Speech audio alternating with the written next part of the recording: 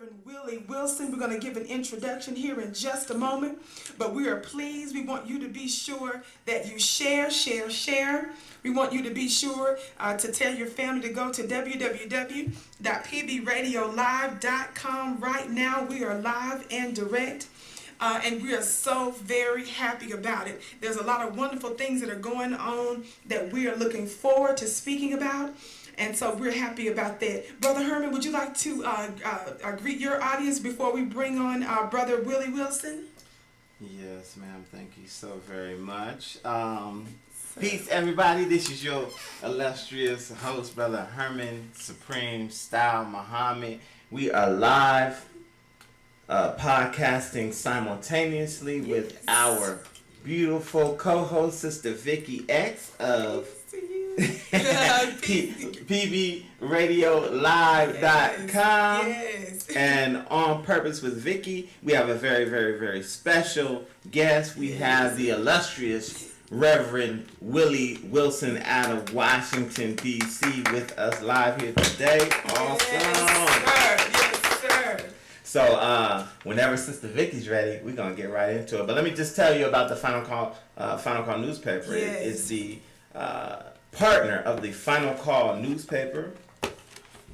And the Final Call newspaper, of course, is the most widely circulated Black-owned and operated publication, not only in this country, but in the world. Come and on also now. serves as the communications organ for the Nation of Islam. Again, I am your host, Herman Muhammad. And the current issue of the Final Call newspaper, this issue, is a beautiful issue. And it has our beautiful sister, the Queen of Soul, Queen of Soul, who recently passed away. The headline reads, "Long Live the Queen."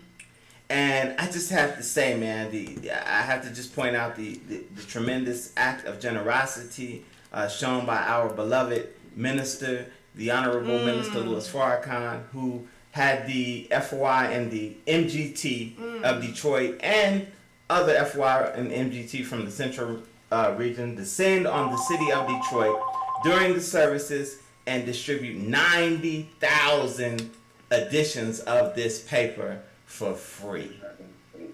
For absolutely free. Y'all didn't hear me. Yes, for sir. free. Just to pay homage to our beautiful sister who departed, and also just to show love to the people of Detroit who are, of course, mourning the loss of our beautiful sister. Yes, sir. So, Sister Vicki, it's on you. Yes, sir. So, Reverend Willie Wilson? Yes, I'm here. Yes, sir. Thank you so much for gracing us with your presence, sir. So pleased to be with you today. Yes, sir. So talk to us a little bit about who you are for our listening audience, because you're being listened to throughout the nation, and as well as an audience from Ghana that's transmitting out of Accra, Ghana. Praise be to God. And we're here also with, as I said before, with Brother Herman, who's simulcasting his show at the same time. So for those who don't know, tell us, who is Reverend Willie Wilson? Well, let me say I'm very pleased because I've been doing work in Ghana for about 30 years. And to all my friends there in Ghana who making this thing happen. I'm the pastor of the Union Temple Baptist Church in Southeast Washington, D.C., where we call it the People's White House in Washington, D.C., and we've been there for 46 years. Wow, 46 years? Absolutely. My, that's absolutely amazing. We were just trying to touch up a little bit on our sound here so we don't have any interruptions. Give me just 1 second. Okay, are you able to hear okay, Brother Herman, our brother? Yes. Okay, because it sounds just a little low there. Hello. Yes, sir, it sounds a little low. So talk to us about the upcoming events that's taking place in Washington, D.C. I believe the title is Reviving the Spirit of the Million Man March. What about that, dear brother? Well, as you know, that was the special spirit on October the 16th, 1995. And in these traumatic and permanent times in which we live today, We need to revive that spirit not only among those of us who have kept it alive, but for the millions of our people, our brothers and sisters, our men and women, boys and girls, all across this nation and all across this world. As we look at what is happening in the world today, there is no more up an important time that we come together in a spirit of unity. Dr. Paulana Karinga, back in 1995, who also wrote the manifesto for the Minivan March, came up with the term operational unity, which enabled us to bring together all religions and all of the groups, organizations, social organizations, fraternities, sororities. I want to, in this event, get into that same spirit. And so we are bringing together many of the participants from 1995 back to the Union Temple on this coming Sunday. And we want to reinvigorate and engender that same spirit that we had then. Reverend Ben Chambers, who was the executive director, will be speaking, talking about the spirit in 1995. Mark Thompson of Sirius FM Radio will be one of the MCs. He emceed one of the MCs from 1995. Of course, the Honorable Minister Louis Farrakhan will be bringing the keynote address. There were many sisters who, many of our ancestor sisters, Dr. Height, Rosa Parks, and Maya Angelou, who are no longer with us. They will be part of a special tribute.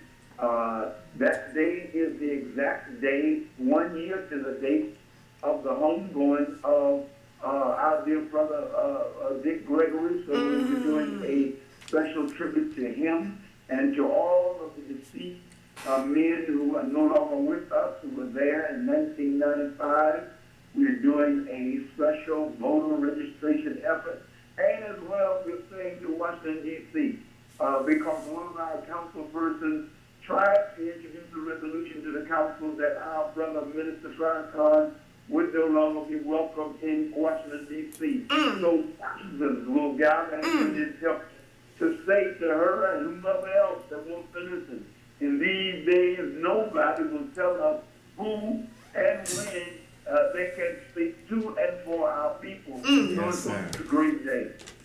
Yes. Whoa, Reverend Willie Wilson, you're such an amazing man. I was doing a little bit of background research on you. I was familiar with you prior to our dear sister, who I want to give a shout out to, Sister Sarita Muhammad, out of the beautiful mosque in Washington, D.C. They reached out to our work here on purpose, and we were so blessed that we were one of the ones chosen to interview you, sir. So this is one of the great honors, and especially related to our dear minister being the keynote speaker. But one of the things I've admired about you and your ministry, your church, Union Temple Baptist Church, is that you don't back down because of controversy related to the Honorable Minister Louis Farrakhan. Tell us why, sir. Well, I came back down after 41 years working with Brother Minister. We have a relationship, and it's like Nelson Mandela said some years ago when they tried to get him to denounce Castro and Muammar Gaddafi. He said, "We do not reject our friends." Brother Minister Farrakhan has been my friend and my brother for 41 years. He first came to Union Temple in February of 1977 and has been there every year since 1977. Every time he went on a national, international tour, he came to Union Temple first to have prayer before he went on that journey. So he's a long-standing brother and friend and love of mine, and no one will tell me at any point to denounce him for religion. Yes, sir. That's awesome. Praise be to Allah. Praise be to God. I want my dear brother Herman. Brother Herman, tell them a little bit about who you are, and then go ahead with your question. Well, actually, our brother Reverend Willie Wilson, is an honor for me to speak with you this morning or afternoon, because I know you've been a longtime friend of the Honorable Minister Louis Farrakhan and just a fighter in the liberation struggle of our people. And so I appreciate you, brother, as a brother, as an elder, as a warrior on the front line for our people. I currently serve as the student minister and representative of the Honorable Minister Louis Farrakhan here in the great city of Denver. And, so again, it's just an honor to speak with you. I wanted to ask you, because I know you were instrumental in the 1995 Million Man March, which affected so many black men, Yes. Including myself as a young black man who actually went to the march. Tell me, what inspired you to get involved in that particular event? Well, because as you said, my long-standing relationship with Brother Minister, the moment that he contacted me and we began to talk and shared his vision, there was no question about my commitment and my involvement in it. As you may know, I served as the executive producer of the program for that day. Yes, sir. And was able to bring, we met in Chicago at Reverend Clay Evans' church, the Fellowship Baptist Church. And we brought together all these religious leaders, and they all made a commitment that very day to be a part of it. I contacted many of them. Reverend Joseph Lowry of FCN was there, and he stood up and he spoke. We didn't have the social media like we have today. And, of course, all these religious leaders from all these denominations made a commitment, but we could not announce it until they went back to their parent bodies, their conventions and their organizations. And, of course, they did that.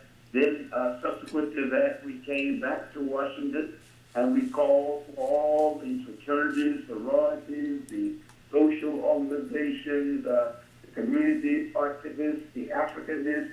All of them met at Howard University at the School of Medicine, and they committed. And from then on, Brother Minister went on a nationwide whirlwind tour, sounding the call for black men to come. And you know the rest is history. Yes, sir.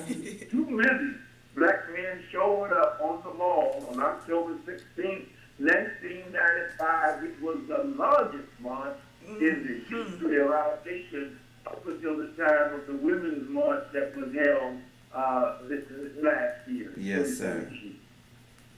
Man, praise be to Allah. That's just absolutely awesome, Reverend Willie Wilson.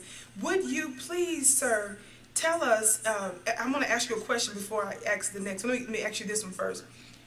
As someone that is not considered to be, Muslim in the official sense with the Nation of Islam, and having been such a firm, a long-time friend and ally and partner with the Nation of Islam and the Honorable Minister Louis Farrakhan, would you please talk to some of our audience, our Christian brothers and sisters, those that are of other faiths, beliefs, and persuasions?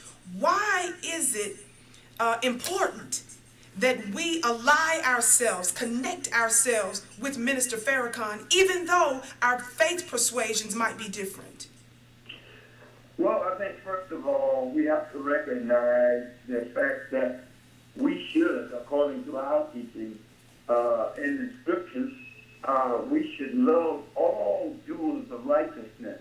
When you look at Luke, the 9th chapter, and the 49th and the 50th verses, Jesus' disciples came to him and they said to him, Jesus, we see these brothers doing good work, but they're not with us. But Jesus said to them, well, are they doing good work? Are people being transformed? Are they being healed? They said, yes, but. He said, no, but. If they're not against us, they are for us. Right. And then in the Gospels where Jesus was going towards the city of Samaria, his disciples said, Jesus, we can't go there because they don't worship God like we worship God.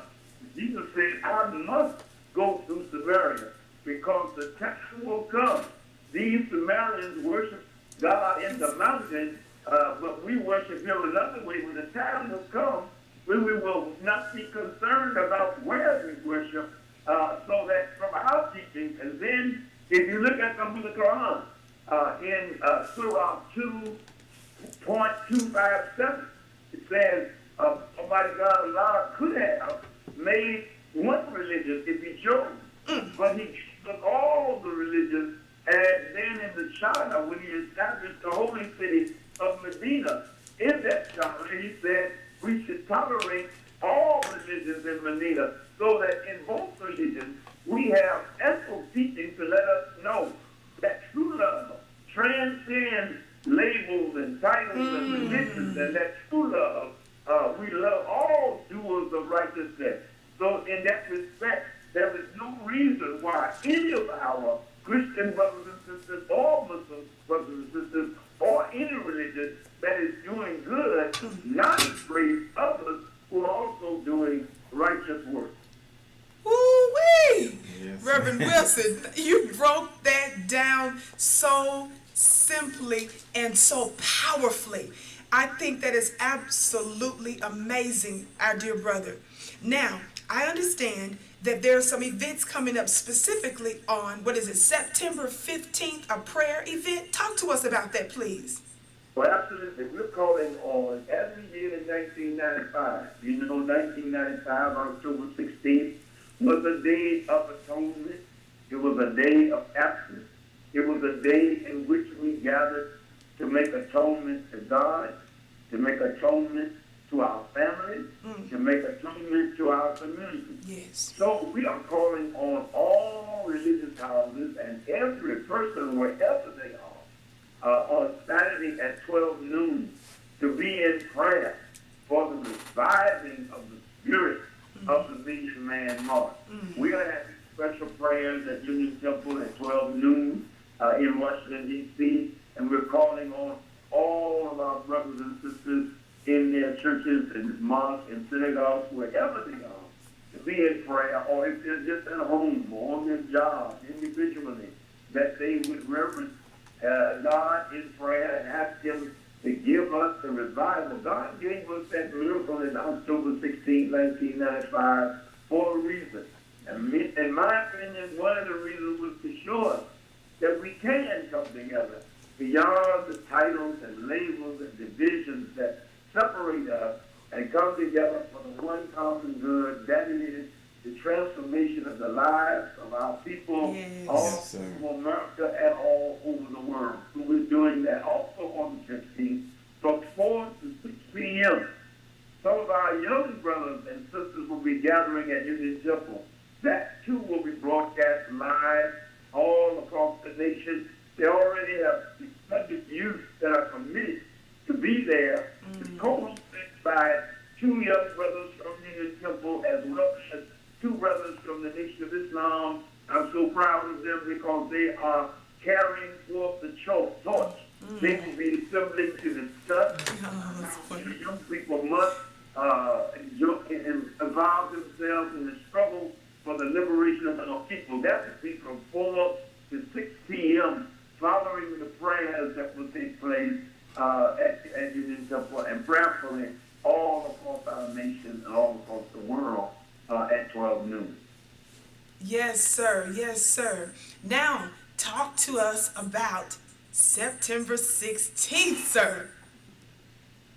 Well, on September 16th, as I said earlier, we're going to be having Reverend Ben Chambers, who was the executive director in 1995 of the Million Man March. He will talk about that spirit of the Million Man March. And as you know, there were many thousands of brothers who, after reciting that pledge that was made, led by the Honorable Minister Louis Farrakhan, many brothers went back to their families. Some of them adopted children. Some of them started businesses. We have this brother from Baltimore that Reverend Ben Chambers will introduce. This brother has become a millionaire as a result of the inspiration of the Million Man March. Not only that, he started a school for young black boys in Baltimore. So he will be presented Minister Ishmael Muhammad, Minister Masorian in Chicago will once again lead the thousands present and those across the nation and world. And once again, recommitting ourselves to that pledge that was made on October the 16th, 1995. One more great thing that's going to happen. I can't tell you. It's going to shake the world. This is what I was waiting for. To the Honorable Minister Louis Farrakhan. Yes. A committee that's working on it. I can't tell them what it is because I want everybody to think when they see what takes place on Sunday, September the 16th, to honor our dear brother who's given over 60 plus years of fighting to free and to liberate our people all across the globe. And so it's an honor to much to do, and we want to do it in a great fashion. I want to tell you, it's something that the world has never seen, and they'll see it again. So they need to tune in and watch if they're not present physically to see this great tribute to our dear brother on this coming Sunday. Yes, sir. Yes, sir. And Brother Reverend Wilson, I wanted to ask, and you did mention some of the accomplishments of that brothers undertook and accomplished after the Million Man March, because we know that, of course, the Honorable Minister Louis Farrakhan was widely criticized, as he always is, by those in the media who aren't necessarily about the liberation and the salvation of our people, with regards to a wasted opportunity, so to speak, when the Honorable Minister Louis Farrakhan embarked on his subsequent World Friendship Tours after the Million Man March. And I know you were there, you went on some of these tours. Just give me some thoughts on your thoughts on how far we've come since the Million Man March and the strides that brothers have made, as a result of being part of that momentous event. Yes.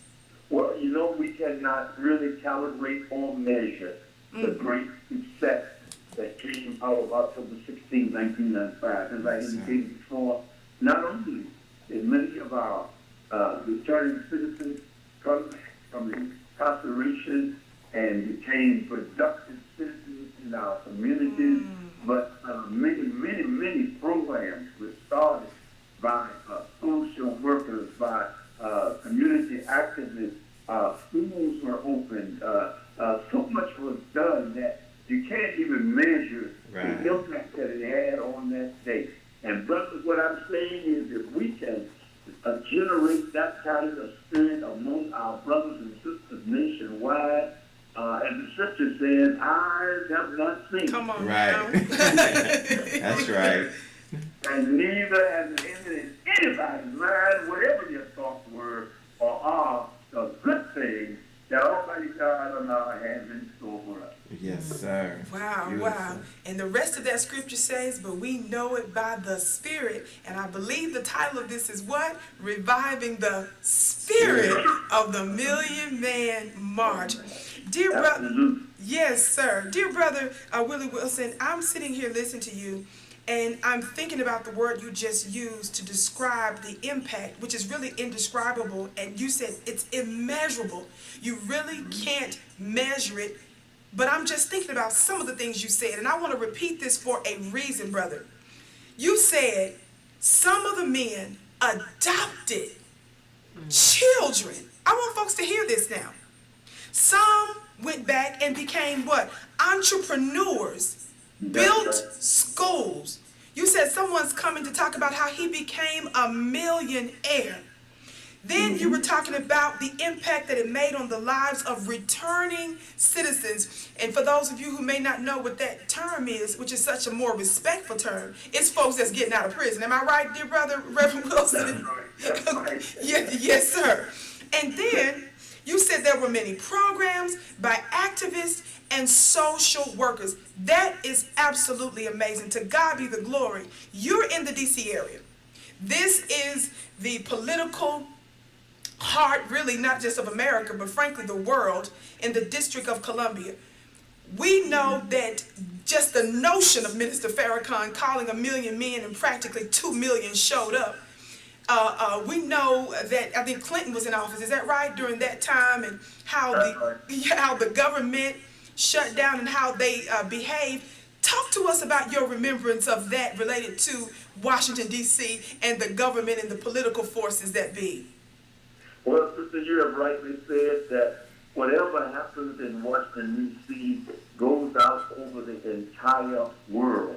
I think this is one reason that whenever the Honorable Minister Farrakhan went on an international junket, he first came to Washington 2 years ago, and we had prayer before he embarked on those journeys.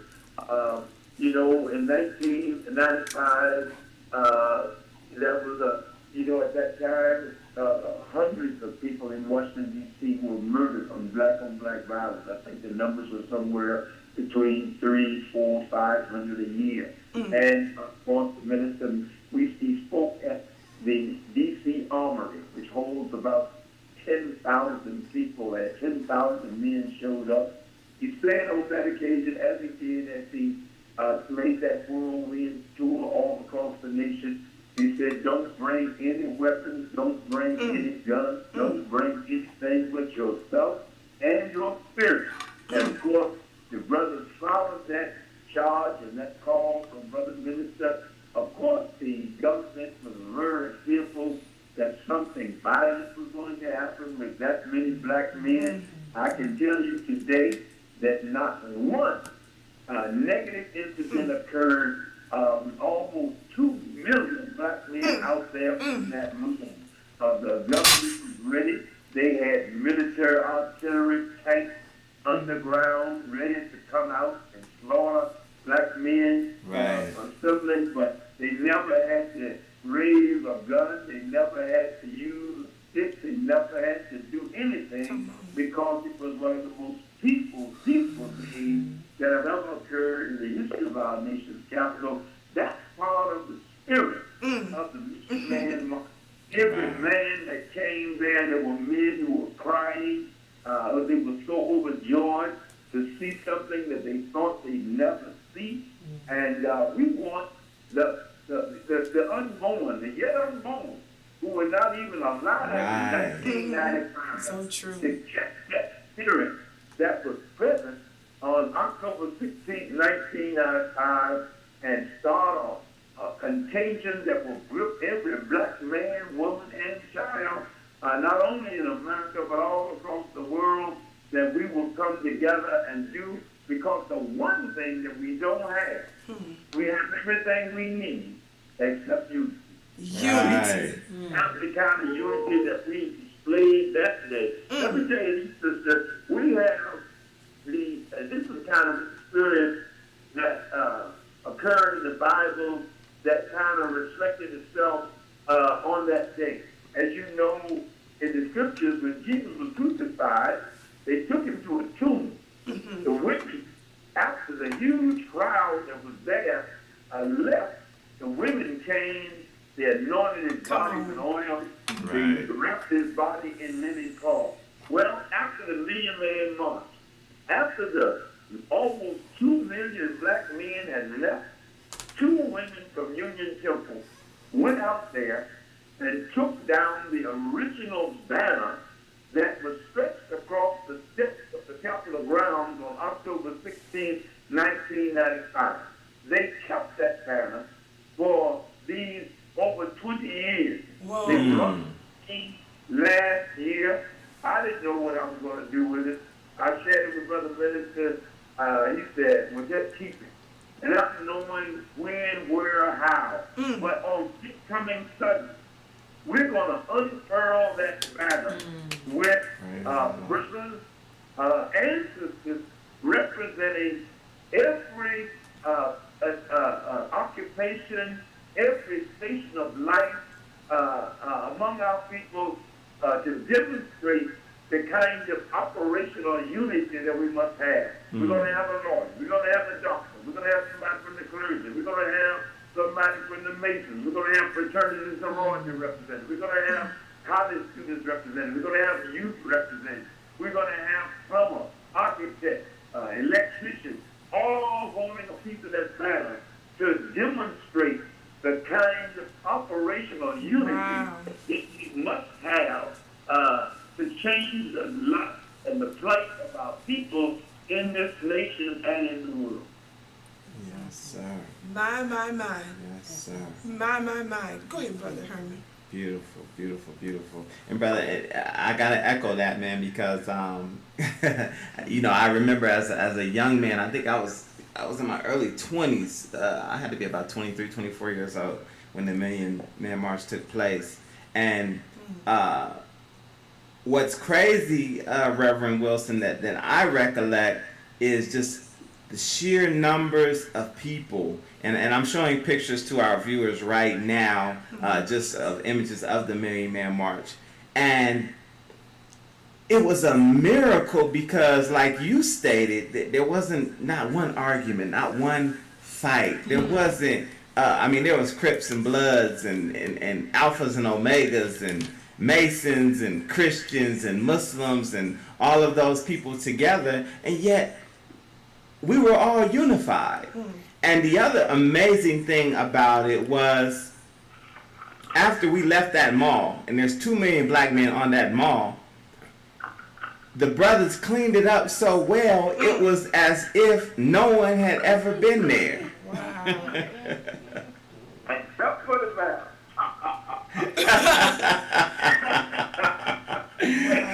Yes, sir. But and so before Aaron to come after we all had left and took it down and saved it all these years. And brother, if you can, Sister Booth, if you can imagine the recounting of the Spirit when that thing is unfurled on this coming Sunday. Right. And who were not even born, who didn't even have the experience to be able to see, as we have the representatives from all of those occupations and stations in life, to hold the people in that banner and state who they are and what they represent. I am a college student at Howard University. Wow. I am a lawyer. I am a doctor, and so on and so forth. I'm proud that spirit of oneness that was experienced on that day will be re-experienced, not only by those who were there, but those who were not even born. Right. That's powerful. Woo, that's powerful. I got chills, Reverend Wilson, when you said that those that weren't even born. You know, that's amazing. Yes, sir. That's legacy. I'm so thankful to God for you because you are such a mighty instrument of that unity. Is he not, brother? Absolutely. Because absolutely. And especially in the wake, and I can't say this enough, I don't mean to beat this point, but for those of you who are just tuning in, we are on the phone with the great and the illustrious Rev WIllie Wilson out of Washington, D.C., a fighter for our people, well known. He's known across the world, frankly, and a major ally of the Honorable Minister Louis Farrakhan, a major official in the orchestration of the Million Man March from October 16th, is it, 1995. I think this October is 23 years? Is that right? 23rd anniversary. 23rd anniversary. And so I say that because our dear brother and help me with this. I was looking up some information on you, and I want to make sure it's accurate, that you are a type of priest out of the Gambia. Is that right? A Wolof priest? That's right. And also, I was in school as an Ashanti sub-chief in Ghana in West Africa in 1992. We have a lot of work there in Africa. We have the school in Ghana. We have church in Ghana. We have a lot of programs that we've been operating. And in our manhood and womanhood training, ever since 1992, we have been taking our young girls and our young men over to Africa at the foot of the slave dungeons at Cape Coast on the banks of the Atlantic Ocean for their final right of crossover into manhood and womanhood. So we do a lot of work there in Africa. We take our youth every year. This year was the young ladies. They went and had their crossover into womanhood after moving through a rigorous program in the areas of spiritual, social, economic, and political development. and then they have their final crossover in Africa. Next year, our young men will be going for their crossover when they reach the age of 16. That is just absolutely amazing. And so I brought that up because your experience is wide, it's global, and you cross over, like you said, you just, and for those who missed it, he just broke down from the Holy Bible, from the Holy Quran, the fact that the scripture makes plain that we're not to reject those that are doers of good and our alliance to unify.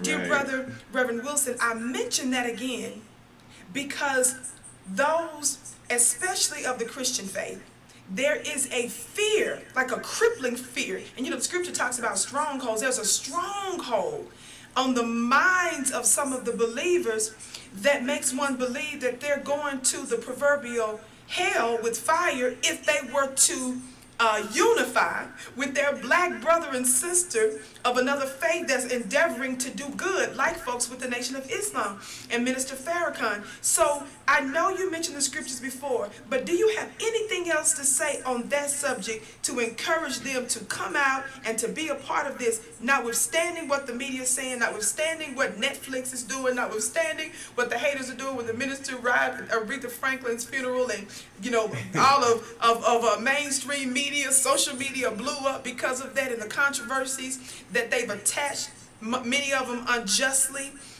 to his name. Anything else you want to add to that, sir? Well, let me just say that we have quite a few persons representing various Christian denominations participating in the program. Awesome. And in 1995, we're opening this up with prayers by leaders, religious leaders from different persuasions. We have Bishop Frank Reed of the AME Church. He will be doing in prayer. Archbishop G. Augustus Stallings of the Imani Temple African American Catholic Congregation. He will be doing in prayer. Pastor Vita McCoy, a good sister, she's going to be doing an opening prayer. Of course, Minister, again, Muhammad of Muslim before will be doing an opening prayer.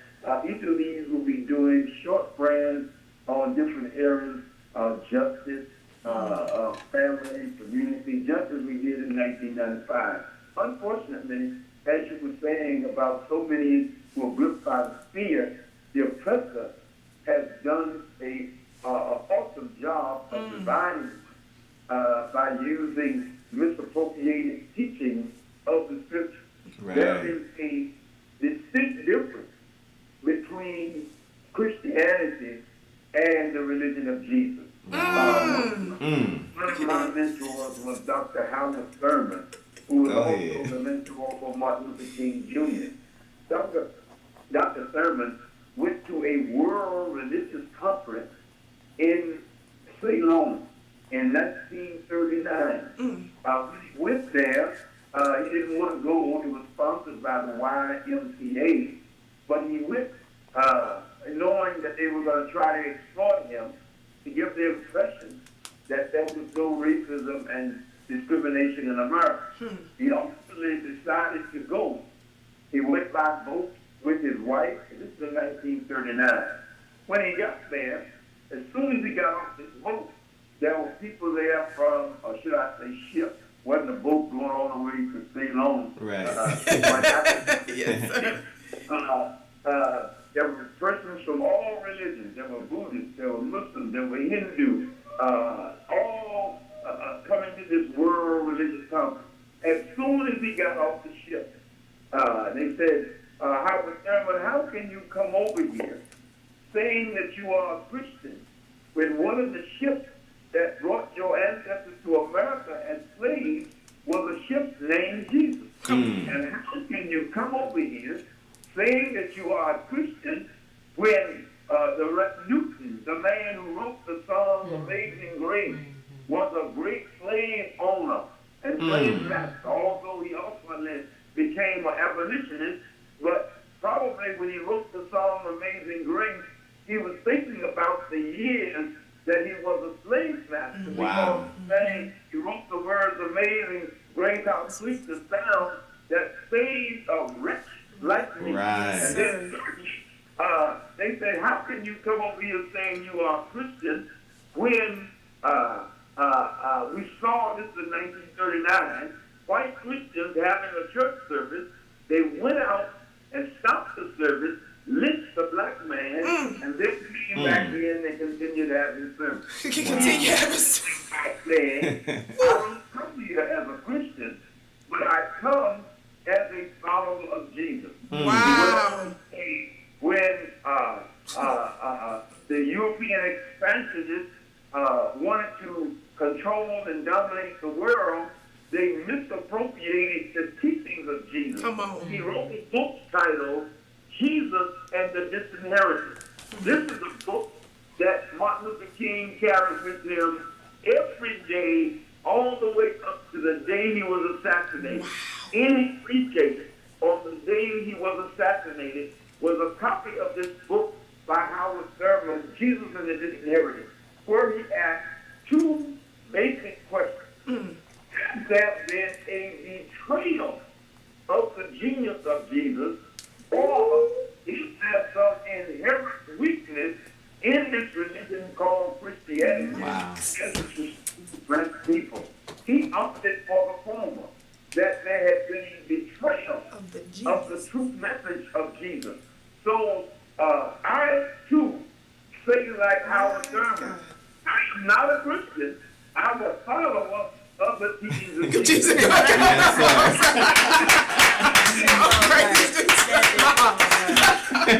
Yes, sir.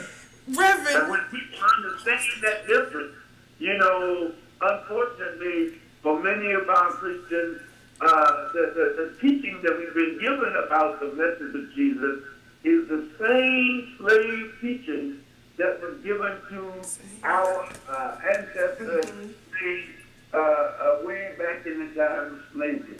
But Howard Thurman came back to America after that trip.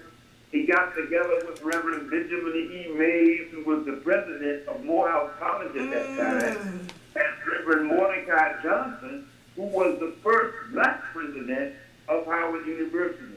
The three of them formed an organization called the acronym is FRCUN, the Fellowship of Religious Colleges and Universities. Okay. They understood in the 1930s and 40s that most blacks who went to college for one or two reasons. Either to become a teacher or a preacher, because that's basically the only two things they would allow black people to do. So their theory was, if we go to these black colleges and teach what they call the Jesus theory of militant reconciliation, that they could change the theology that black preachers were teaching. So they tried to put this in every black HBCU in this country. It was not accepted. So in 1956, Reverend Mordecai Johnson, who was the first black president of Howard University, invited Martin Luther King Jr. to come to Howard to speak at Rankin Chapel. When he came, first he asked him to take over as the next president of Howard University. Martin Luther King Jr. said, well, no, I just took this church in Montgomery, Alabama, next to Athens Baptist Church, so I cannot take the presidency of Howard. But when he got to speaking, these great black preachers, long before James Cone came up with a liberation theology. Come on now. Came up with this liberation theology, and they said, we got to have somebody to teach this new militant reconciliation. So they anointed Martin on that day as the one to carry that message. Martin never came out and told all that he knew. For I'm sure not only of being killed, but the little help they did get out of black preachers he would not have been able to get. Howard Thurman also was my teacher. I didn't sit under him as long as Martin did, but I did have the privilege of sitting under him for 1 year. But I also read all 23 of his books. He wrote 23 books, the most famous of which is the one that Martin carried with him, titled Jesus and the Disinherited, where he gives that liberation message of the true teachings of Jesus that Martin found. Martin's first cousin, T. Randall Osborne, at that time was the director of the Martin Luther King Center for Nonviolent Change in Atlanta. I spoke at Howard University back in the 1980s. T. Randall Osborne was there. When I finished, as I talked about the power of God that's not up in the sky, but that God is within man, and that as God's child, then we are little gods created in the image of the one God. And when I finished, T. Randall Osborne said to me, he said, you know, Martin did a speech similar to that in 1958 in Alabama. Wow. He said, yes. He said, I'm going to get back to the Martin Luther King Center for Nonviolent Change, and in the archives, we have a copy, and I'm going to send it to you. Unfortunately, he came down with cancer, and he died before he was able to send that back to me. Wow. But that's the foundation, which so many people don't know of the ministry of Martin Luther King Jr. and also of my ministry, the teachings of Howard Herman, Dr. Benjamin E. Bays, Dr. Mordecai Johnson, who developed this Jesus theology, which they call militant reconciliation. Wow. Yes, sir. Reverend Wilson. Yeah. I have tears in my eyes because you have just taken us to school. You just gave us a thick history lesson. If anybody happened to have been a judge in the court of law, sir, I can see the gavel going down saying that whatever it is this man was trying to prove, he's done exactly that. And if any jury had to deliberate what they just heard you say, I believe they would have all come back with a unanimous decision exactly in your favor. Right. Because you have given us history, you have given us facts, you have given us insight and information and stuff many of us have never even heard before. And the few things that I did know about Dr. King, you just connected some dots that I didn't ever consider connected before. No wonder you and Minister Farrakhan are brothers and unified concerning spiritual things, concerning the black man and the black woman and our liberation. I'm going to hush my mouth because I'm just a little emotional. Brother Herman, would you please get ready to end this because we're almost at the top of the hour. And Brother Reverend Wilson, man, I got to second everything Sister Vicki just said. That was, man, a very powerful history lesson. I'm really going to push this show because the people really need to hear what you just said. Yes. You know what I mean? Because that's in history that people just do not know. What I wanted to ask you before we get out of here, and I want to thank you, Reverend Wilson, for your time, is some dates. We got the September 15th and 16th. But just, you know, everything that's coming up, the 23rd anniversary of the Many Man March, dates and times and places, if you would. Yes. All right, well, we'll be gathering in the nation's capital at Union Temple Baptist Church. It's located at 1225 W Street in Southeast Washington, D.C. We have got to close the entire street. So not only will the building be filled, but the streets will be filled with brothers and sisters. And those who cannot get to Washington need to tune in because it will, from Minister Farrakhan told me, he's going to have this broadcast live, nationwide, worldwide. And so every brother and sister need to get somewhere and sit down and watch this because it's going to be history making. Much of some of what I see today, because so few know the true history of Martin Luther King Jr. or myself. Right. Yes, sir. I'm going to share some of that on September the 16th. the mosque. So it's going to be a great day. And brothers and sisters, you cannot miss the tribute to Brother Minister Farrakhan. Right. It's going to be mind-boggling. You got to see it to believe it. And so we're going to ignite the spirit of the Million Man March September 15th and 16th. The big day is September 16th when the Honorable Minister Louis Farrakhan will be speaking. And we want every ear listening, every eye watching, and we want a fire to start in the hearts and minds of our people. God bless you, brother and sister. So good to be with you today. And God willing, we will be live a part of this great event this weekend. Yes, sir. We thank you so much, Reverend Willie Wilson, for blessing our broadcast, for blessing those that are listening literally around the world. And dear sir, I know you're a busy man, and I bless you so much for coming on, because folks don't know you had a medical emergency and dental emergency this morning. He still managed to do this broadcast. Right. So thank you. And I would hope if you get a chance sometime in the future, would you be willing to come back for us and give us another lesson, sir? Absolutely. Yes, sir. Yes, sir. Praise be to Allah. We're going to be in touch. Thank you so very much. Thank you, brother. We love you, and assalamu alaikum.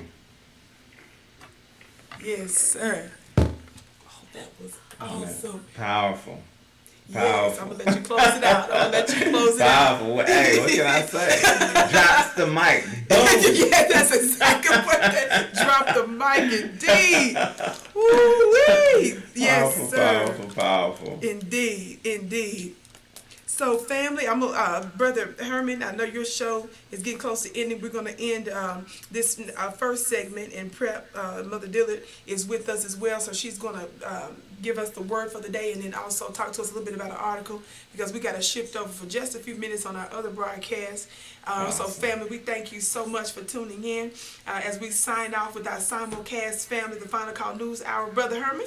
Yes, ma'am. Let's wrap this thing up. Listen, everybody.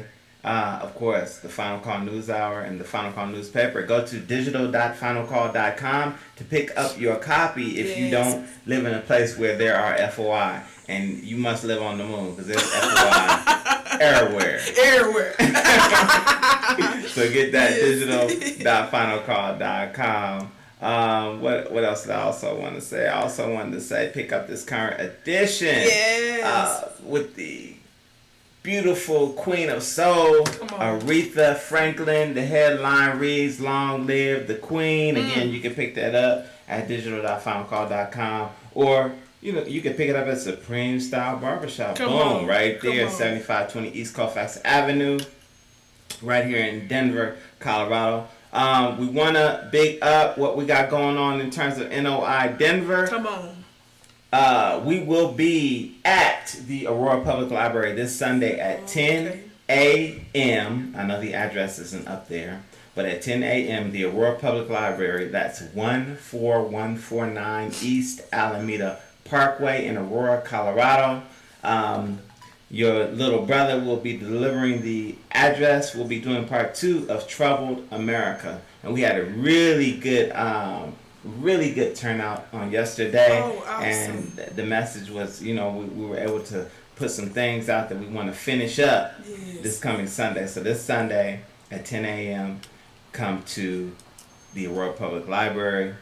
You can go to astar2.com for information /NOI Denver Study Group. And we're also doing our building fund. I got to big up that because we got to establish some Islam right here in the city of Denver, and we need your help to do that. So you can go to that same website, click the donate button, any amount. We appreciate any and everything that you donate, and know that it's going to a good cause. That's right.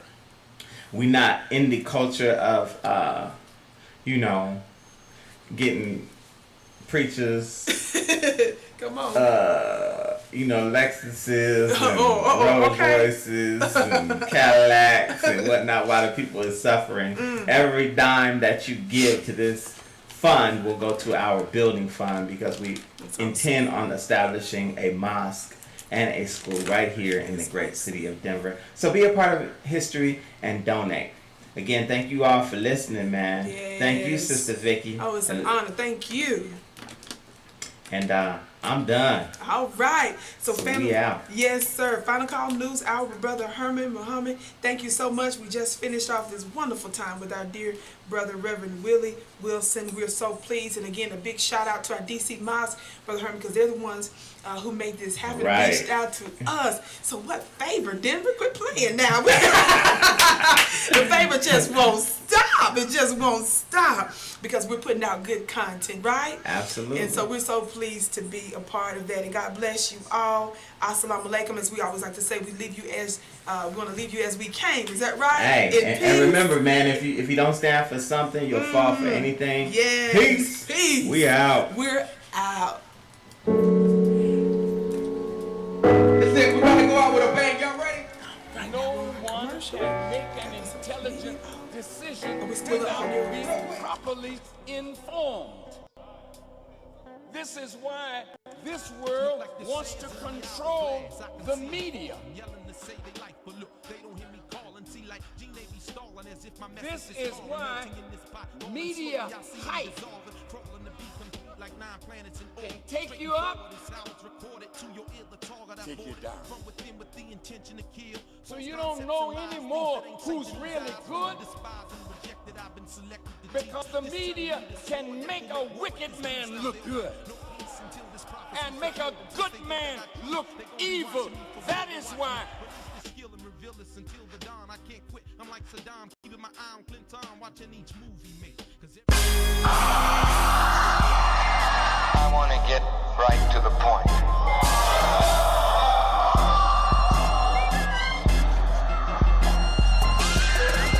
The United States of America is about to come under the divine chastisement of God.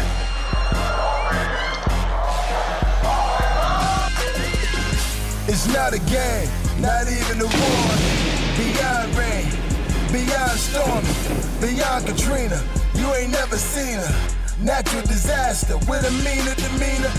Beyond danger, when it lies anger, you'll never witness nothing stranger.